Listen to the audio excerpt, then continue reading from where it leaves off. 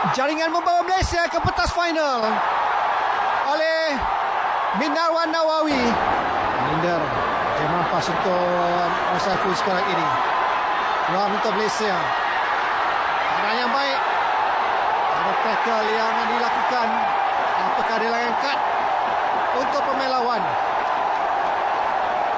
Satu larian yang cukup baik.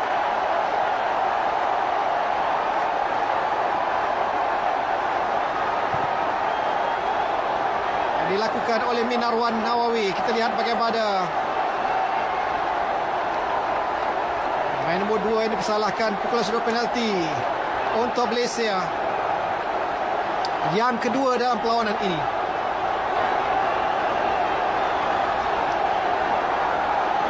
Sembilan pukulan sudut penalti, belum ada sebarang jaringan dan ini adalah yang ke-10.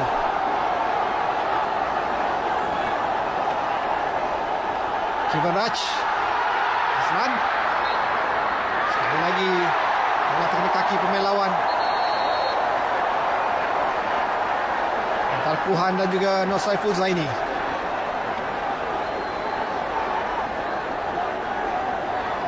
Puhan sekali lagi bagaimana Azlan Bakar kepada Nur Saiful Zaini. Mampukah Nur Saiful Zaini terus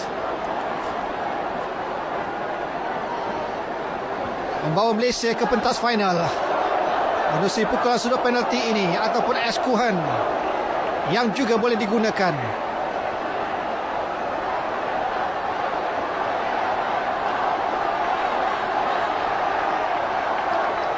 Puhan dan juga Nur Saiful Zaini bersedia.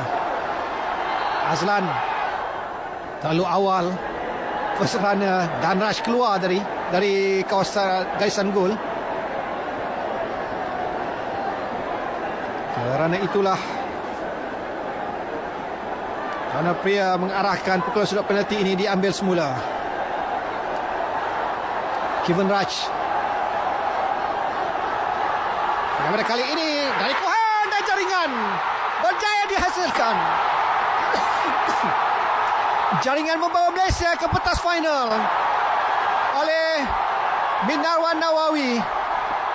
Jadi kapten pasukan Minarwan Nawawi membolehkan Malaysia untuk berdepan dengan pasukan Australia dalam penentuan pingat emas dan juga pingat perak. Jadi Malaysia setidaknya pingat perak dalam genggaman.